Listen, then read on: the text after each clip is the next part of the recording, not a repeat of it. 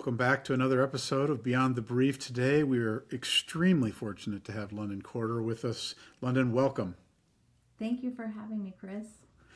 So Londonne is the Chief Marketing Officer at an amazing company called Outrider. And Londonne, why don't you get us started by telling us a bit about your background?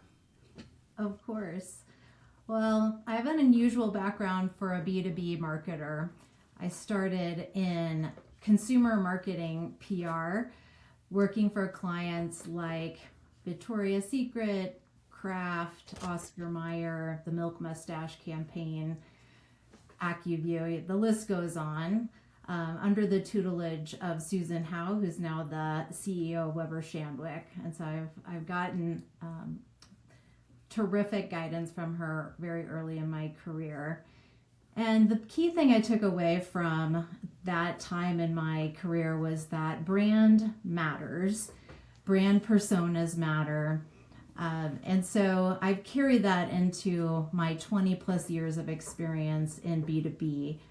And it was relatively a new concept in B2B when I got started in the mid 90s, early 2000s.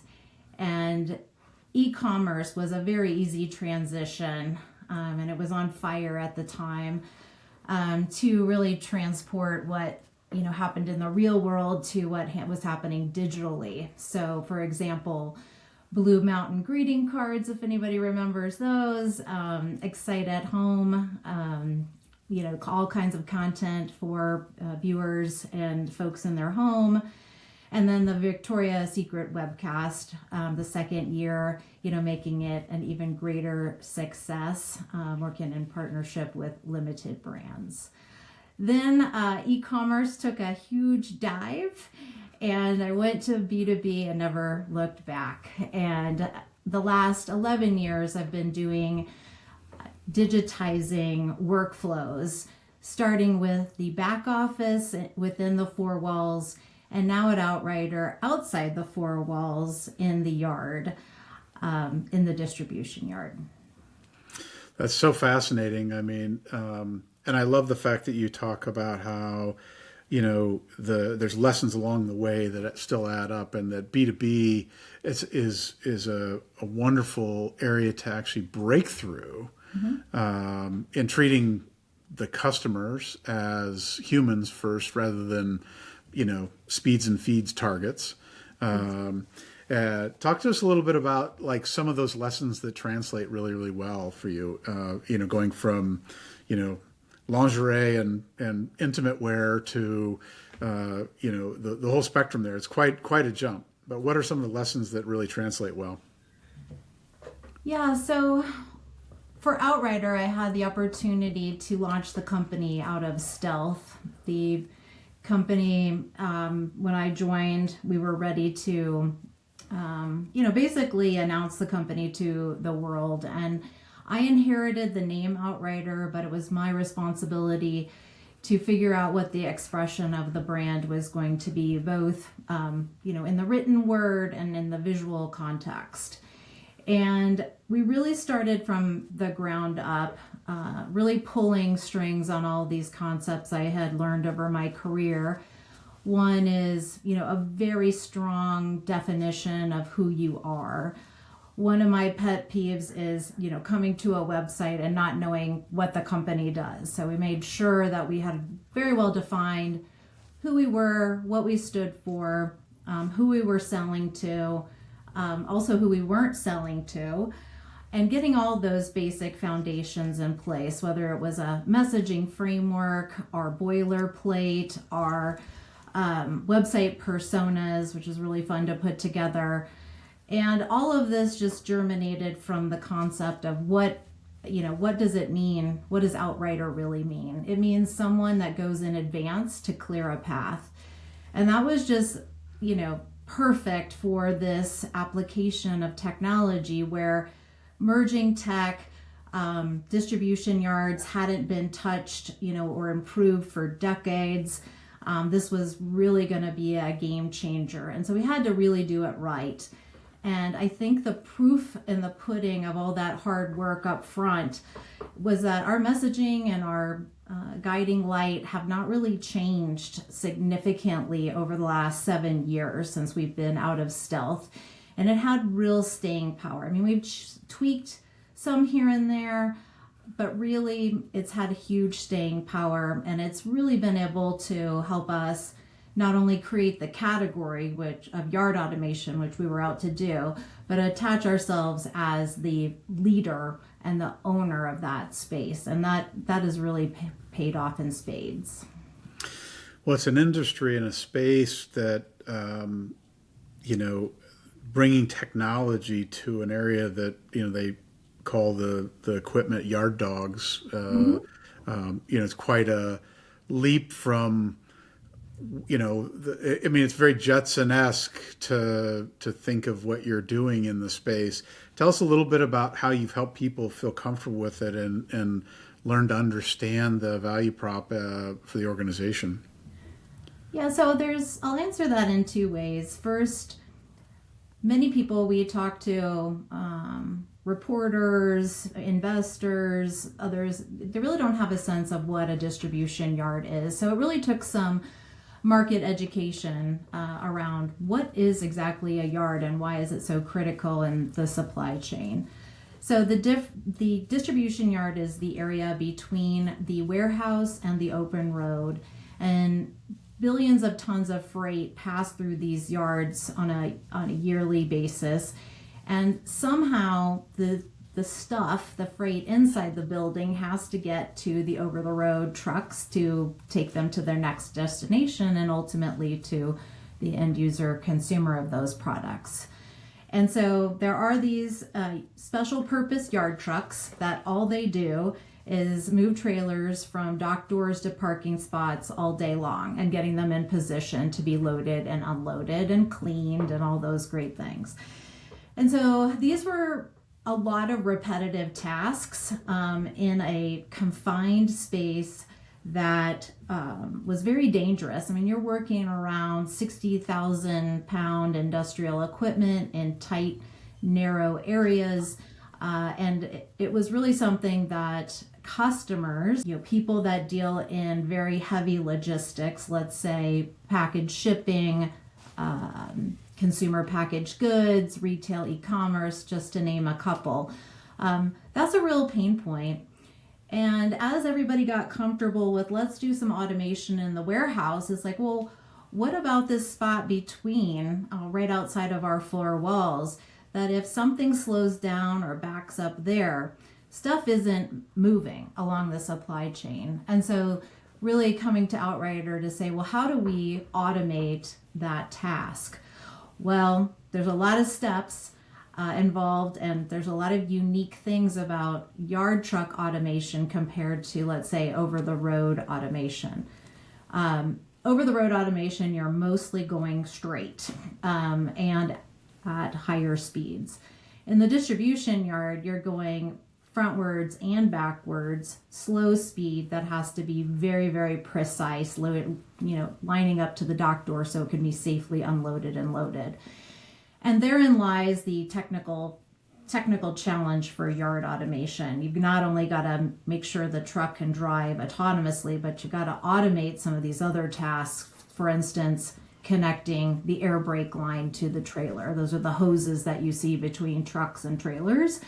That releases the air brake. And we have basically what I call a baby robot on top of a big robot. So there's this arm that, very precisely attaches that.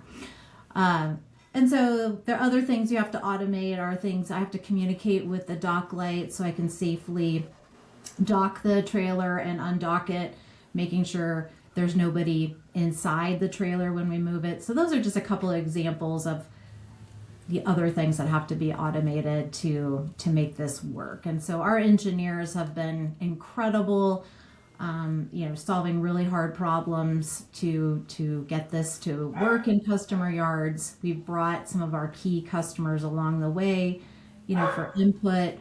It's just been an incredible technical journey. And then with the explosion of AI the last couple of years, we're doing things we never thought we'd be able to do. Oh, that's fascinating.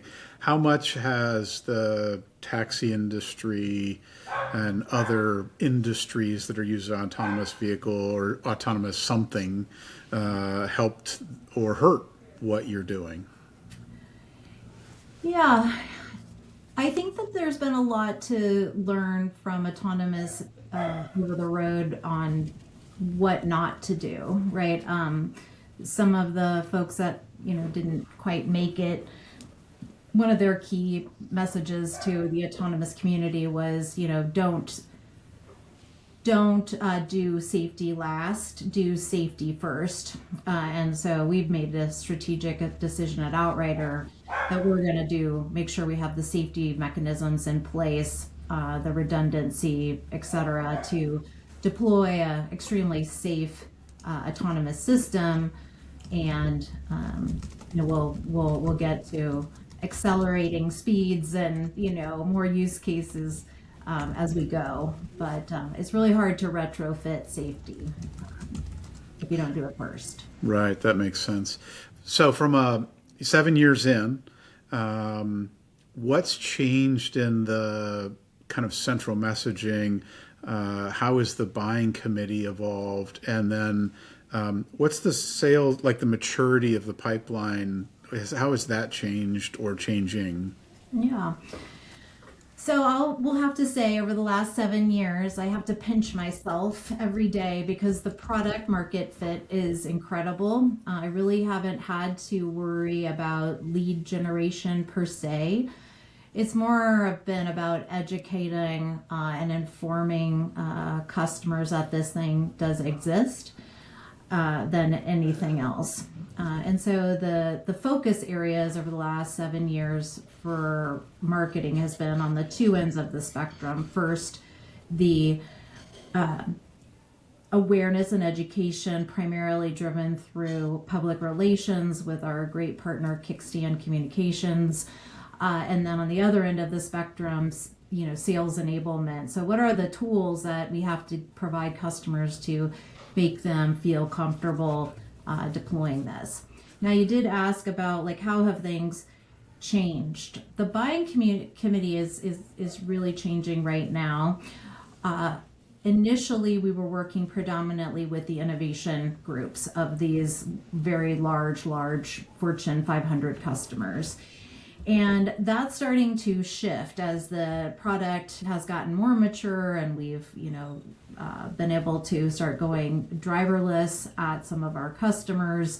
More people are getting involved in terms of the transportation department, the supply chain folks, the people who, deploy these things at scale are starting to come into the buying committee. And it's just really fascinating. And so working with our sales team on okay, what is the different buyer journey for each of those people, and where are going to be the flashpoints that cause us to create some hurdles for us to get over in the sales process. And so all of those things have started to factor into our sales process. Yeah, that makes sense. Are there a couple of things that are real standout kind of aha moments for people, like when they experience it? I know with any new technology, there tends to be those kind of moments of ooh or ah. Are there some for your brand, and how are they factored into marketing? Well, the first thing is people come to our test site in the Denver area and they see a driverless, demonstration of our product, and it is jaw-dropping for almost everybody to see these trucks without drivers moving these trailers around. And so that's the first thing. And then it's sort of like, okay, the next thing is, how do I get one of these and try and put it to work in my yard?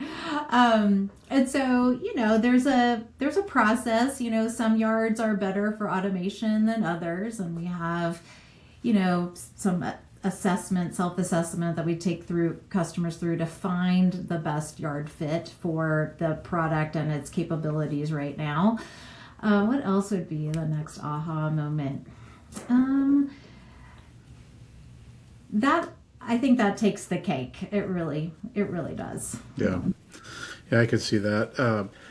How are, I mean, I imagine there are also dynamics around like, how is this displacing workers, and, maybe unions might have a concern about that. Are there dynamics in the marketing, approach that you have to think through, that consider the impact factor and, other kind of, you know, considerations for adoption and collective support? Yeah. So from the get-go, Outrider has believed in the responsible deployment of autonomy. And this is really a couple of dimensions. The first dimension is we take an electric vehicle first approach. And so we believe that of many use cases for electric, this makes a ton of sense, right? There's no, charging anxiety because you're within a, less than 5-minute drive to the charger. You can do it opportunistic or overnight. And so, that in the first place is good for workers on site and for, reducing carbon footprint for, companies that are focused on that. But that's aspect number one. Aspect number two is that we want to partner with companies that don't necessarily see this as a displacement of work. It's more of how else can we better use our human capital, if you will. People are going to be moving on to support these trucks, to maintain these autonomous trucks, to move on to other high value tasks that are more appropriate to human, problem solving and skill sets. And so really, those are the kinds of companies that we want to partner with on this. I will say that if you just look at the data and the feedback from the customers, is that there's about a 40% turnover rate with this position in large companies. And so that means you're constantly bringing in a new person, having to train them, and then constantly, repetitively doing that. And these aren't attractive jobs. Like, they're the classic dirty, dull, dangerous, jobs that we don't really want humans to be doing. And so, customers really come and say, hey, I want to keep my people safe. I want to increase the reliability in terms, like, these trucks always need to be working, right? They can't take breaks. They don't call in sick. Just life events that happens with humans. And right. So this has been a really good fit for companies, their employees, and Outrider from that perspective. So you mentioned that you're electric vehicle first. Mm-hmm. As an organization, where do you plug into some existing kind of diesel equipment, or how does that work? Is it typically when they're doing a product upgrade or buying new equipment that you do the installation, and then let's talk a little bit about your partnerships with other people in the ecosystem. Yeah, of course. So we are on an electric truck platform now. It is our desire to continue to work on electric truck platforms. The buying process for customers is very predictable. They're refreshing their fleet every 5 to 7 years. So Outrider, our strategy is just to get into that natural refresh and replace those with electric vehicles that are spec'd for our autonomous system. And that means they come with a drive-by-wire steering. They come with, certain, bits and bytes, as we would right. say. That's really the strategy. Like, we've had most customers are embracing this as their way forward. Yeah, I've seen that with a couple of other people we've talked to. Even though there's a cost differential moving to electric, the reliability, the lower emissions, the The ma- accuracy, the maintenance is maintenance. or yeah. Yeah, on a 5-year window, it actually plays out for sure. Even we've even heard in the driver world that that's true. But it's a hard thing to change for a lot of organizations that are so traditional. It's what they know. They've got the infrastructure set up for it, so change is hard. And yet, the future is here. And especially as leadership and boards are evaluating, performance, financial potential, long-term viability, et cetera. It's I'm sure there's a easy economic case that can be made. Is that part of what you weave into your marketing from a RTB or framing perspective? Yeah, 100%. We very early on in the process, we work with our prospects to go through an ROI calculator, like many companies do.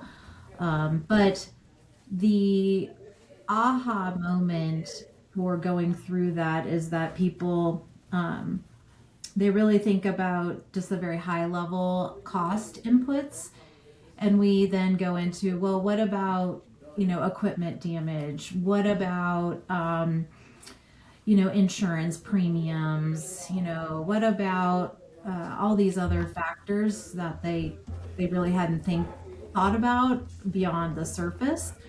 And that's where we get to, at least like the minimum is about a 30% return on investment and higher.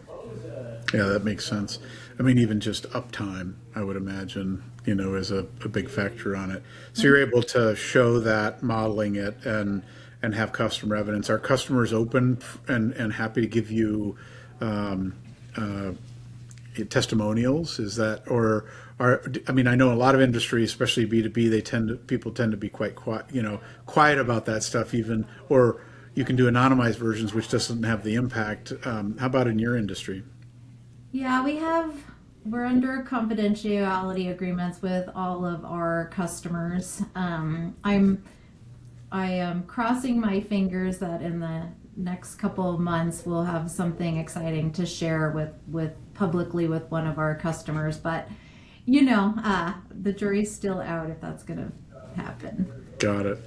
So from a partner perspective, it strikes me that there's rich opportunity there because the technology, I could see it even linking out to ERPs, having, giving visibility and connecting points in lots of different ways, whether it be hardware manufacturers, software partners, integration partners, and even insurance partners. Talk a little bit about your partner ecosystem and how you weave that into your marketing. Yeah, 100%. The first and foremost thing that we recommend customers do and they want to do is integrate our system with their yard management system. It can also be a warehouse management system or a transportation management system. It really doesn't matter. But they want to have, first and foremost, having these yard trucks plug into their existing operations. And part of that is being able to manage the yard trucks, the autonomous ones and the manual ones, from a central dashboard. Back in the day, we used to call it a single pane of glass. And so what we want to do is do that integration so they don't have to change tools. They don't have to use multiple tools. It's all done, very seamlessly in one user interface for the majority of the activities you'd have to do. So that's number one. Number two, we're always working to partner with other electric yard truck platforms. So for example, Orange EV, based out of Kansas City. The city, yeah, thank you. They were very early on in the electric yard truck platforms, and they've been a fantastic partner for us.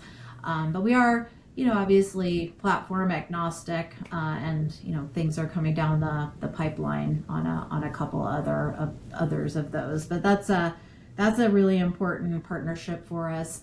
Another partner is not only a partner but a customer. So large third-party logistic customers are really important. Examples of this would be like the Riders of the world, the DHLs of the world, the YMXs of the world.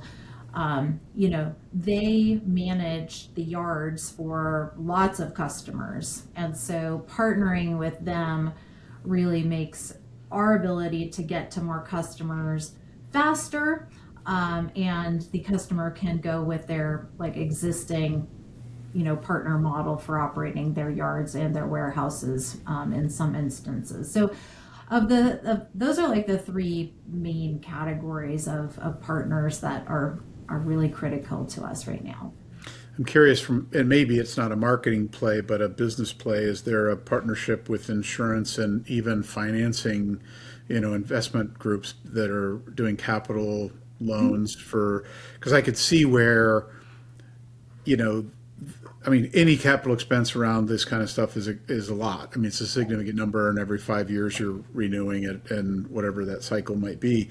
But I could see where those companies that are in that industry are always trying to differentiate, because aside from basis points, what else do you have, right? Yeah. It's your partner ecosystem. So is that something that you weave into marketing or support sales on, or is there? Well, so we have this a very great head of our sales and account management, Bruce Kurt, who comes from the trucking industry. And one of the things that he introduced about a year ago, 9 months ago, when he arrived, was this financing concept for the base truck. And so that's been really accelerating our sales cycle. He's done a phenomenal job, not only in bringing that unique thing in his toolkit, but his other relationships with transportation teams at large Fortune 500 customers. So yes, you're absolutely right on the financing side has been a recent game changer for us in accelerating our deals. Yeah, that makes sense. So from a marketing perspective, you said you don't need to do much lead gen, which is great. Are you doing like ABM or what really, is it partner programs? Is it simply mid to lower funnel support? Where do you focus your energy? Yeah, I like to say we still focus on air cover. So just keeping our brand name out there, keeping ourselves top of mind for potential buyers. Most of our inbound leads are organic, so they've either been word of mouth, a search, a brand search, something of that nature. And then it really goes over to Bruce and his team on qualifying that and having the right tools available. So some of the typical things that come up are, well, tell us about your safety strategy, and tell us about your data privacy strategy, and all of those. We've created tools for him to kind of accelerate those conversations, so we can get to a deployment, because that's where the customer starts to see the real value and the long-term potential of this. So I would say marketing has been focused on that air cover, sort of broad awareness and education, and then sales enablement to get people through the sales process.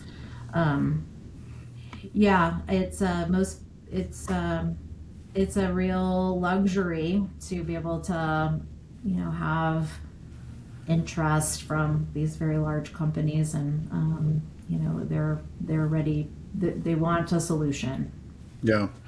As the world changes because of LLMs and AI integration into things, how have you evolved your website experience, and what plans do you have coming up to kind of attend to that? It sounds like you've got very warm leads coming, whereas in most industries you're lucky if you have anybody showing up, and or they'll do it as a check once they've already had a sales conversation or whatever. What's the kind of life cycle of your site, and what plans do you have ahead? Yeah, thanks for asking. So, number one, I I'm not a big fan of gated content. I think that people are doing their homework and they are going to do that as much as they can privately until they're ready to invest in the time to have a conversation with your company. And so I've thrown out that playbook completely. And for this particular use case, the website is about 7 years old. It's about a year and a half overdue for a refresh and some newer technologies under the hood. And so what I'm working on right now is thinking about, how do I incorporate more of our AI message, like in the public facing part of our materials and website? How do I optimize for, chat GPT summaries and things of that nature? There's a lot to be done. And it's on the list. It's on Always. the list.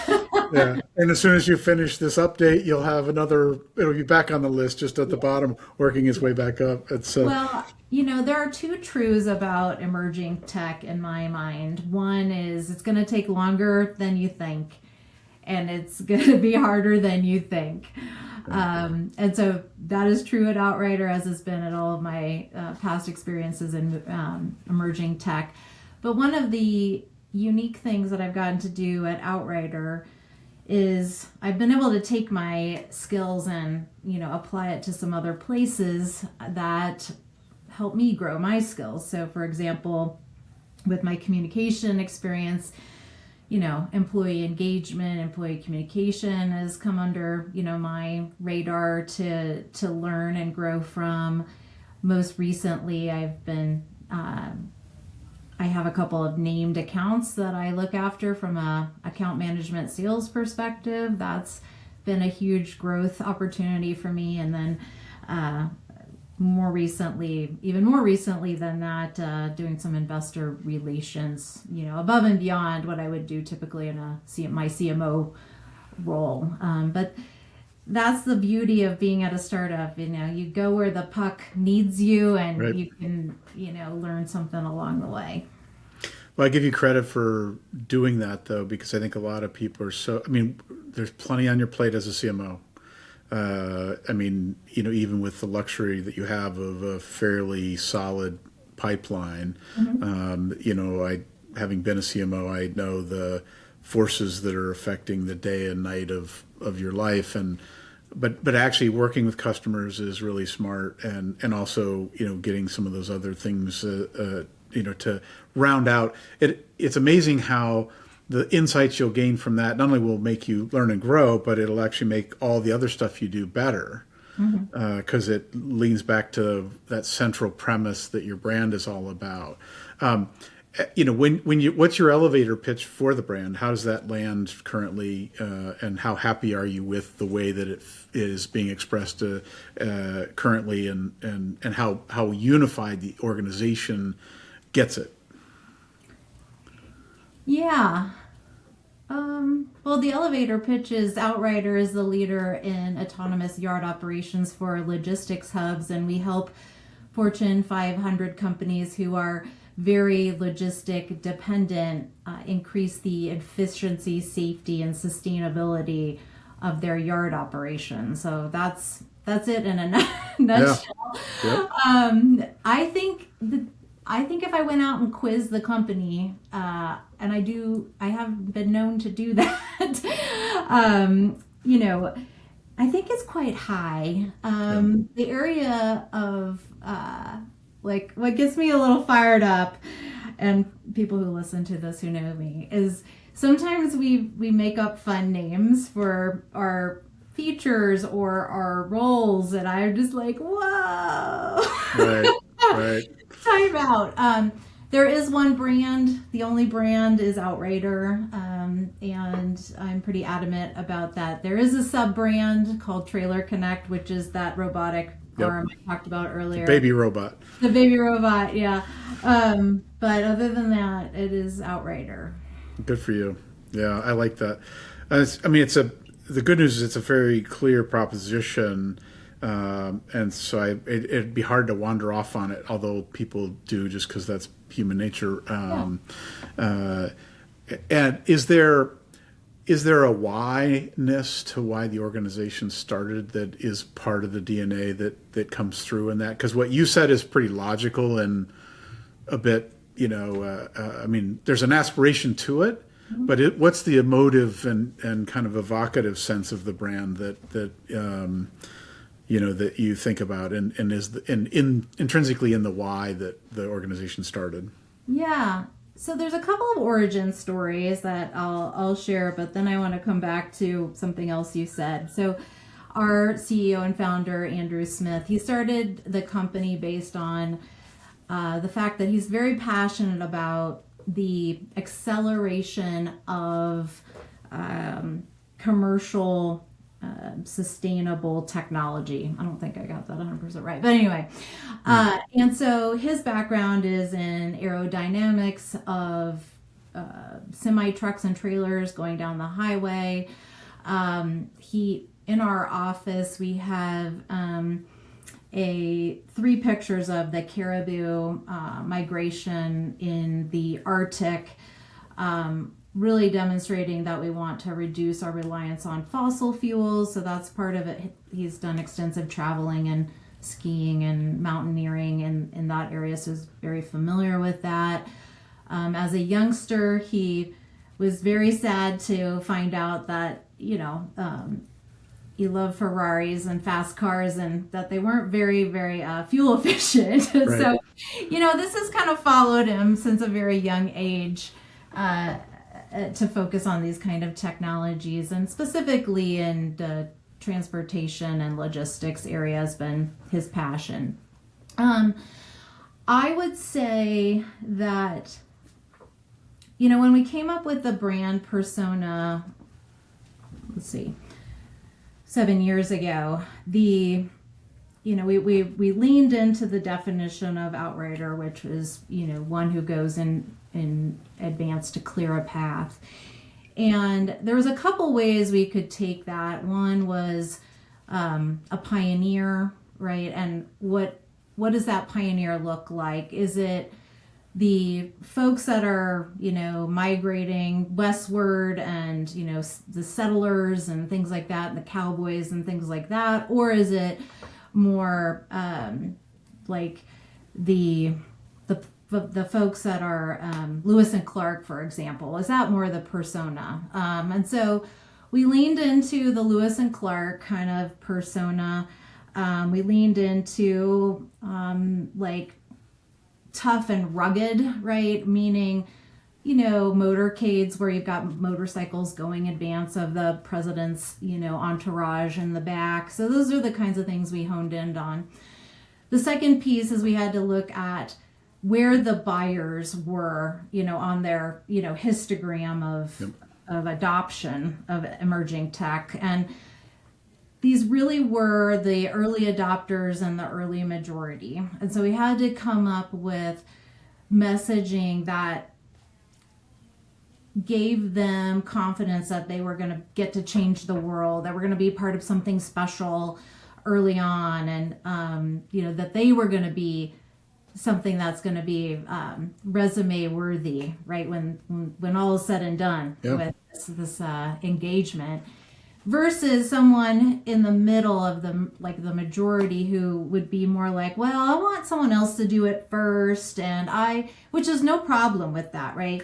But it wasn't the persona that was gonna take a chance on an emerging tech,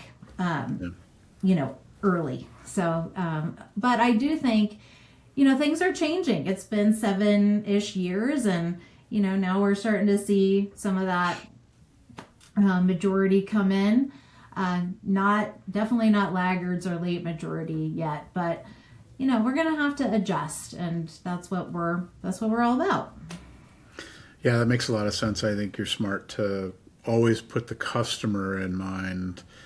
So many brands, get all excited about some aspirational dimension that is beyond or out of reach or out of the orbit of the customer's view, and that's such a miss. I mean, there's a lot of power and potential. Like, you think about what Lewis and Clark had to do. I mean, if you were literally put yourselves in their shoes, that was a tough journey, and yet one that was definitely worth writing about in the history books, and as will be the case with Outrider. Yes. So, yeah. So, are there any significant events coming up in the near future you want to make sure our listeners hear? Well, the most exciting one in the very recent past is we announced that we were able to go driverless. And so that was a very exciting announcement. And, thanks to all of our customers who partnered with us all the way up to here, and our investors who believe in us, and our employees who have been working really, really hard. Upcoming next, I think I foreshadowed a little bit. There may be some news coming about a customer that we can share publicly, but again, that's a fingers crossed situation. But there's never a shortage of news from Outrider, so there'll be something exciting to share. I love it. So on your journey, which has been really extraordinary in lots of ways, are there any people you want to give a shout out to that gave you really good advice, or have been or continue to be mentors for you? Oh, goodness. Well, I mentioned Susan Howe up front. Anne-Marie Blair, who used to be the brand manager for Victoria's Secret at Limited Brands. She's off doing her consulting stuff now. I learned that Victoria is a real person that you can, read about. And it was amazing. Jonathan Buckley, he taught me a lot about the value of software, stickiness in a hardware driven company. He taught me how to build a team that had complementary skills and were synergistic. Let's see. Goodness, there's just so many important people. I'm gonna forget someone.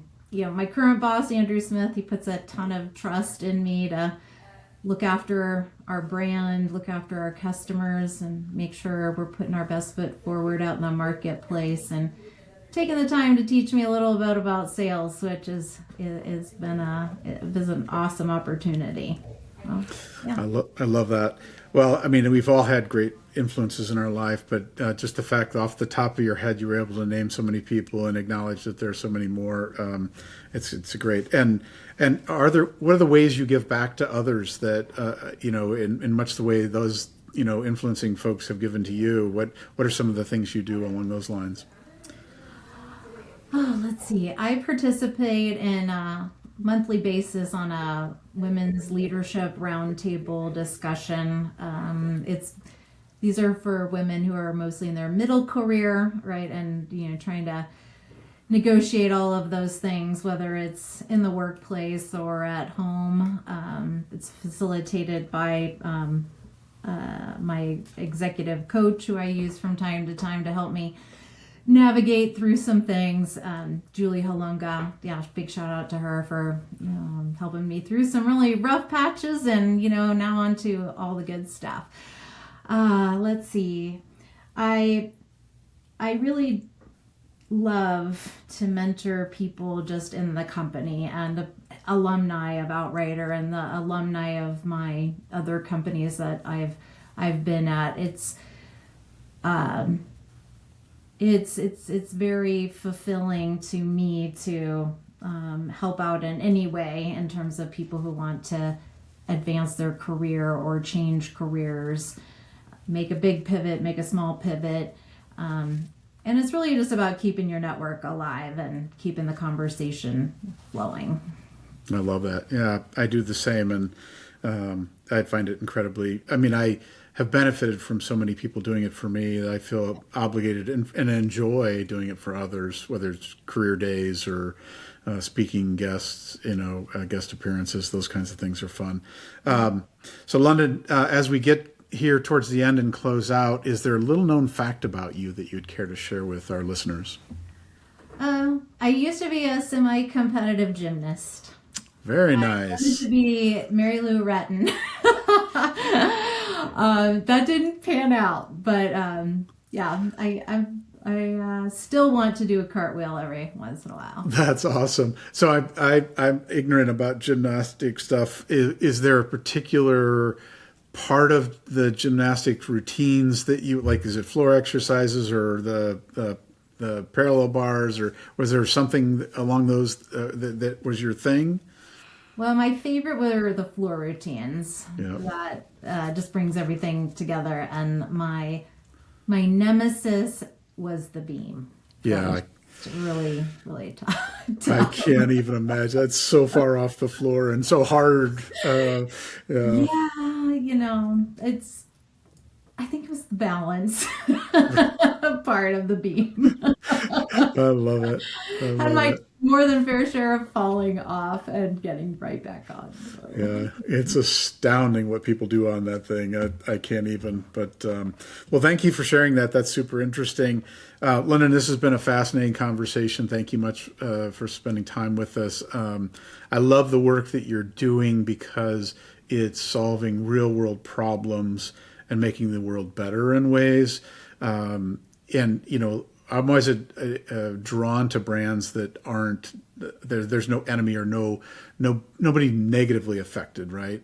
You're not displacing something or somebody in a way that's isn't presenting a natural opportunity. So I commend you and what you're doing in the work and cheering you on for sure. So thank you again for all you shared today. I know our listeners are probably going to be emailing me with like 5 or 10 other questions they wanted to make sure that we follow up with. So we might have to have you back in a year or so.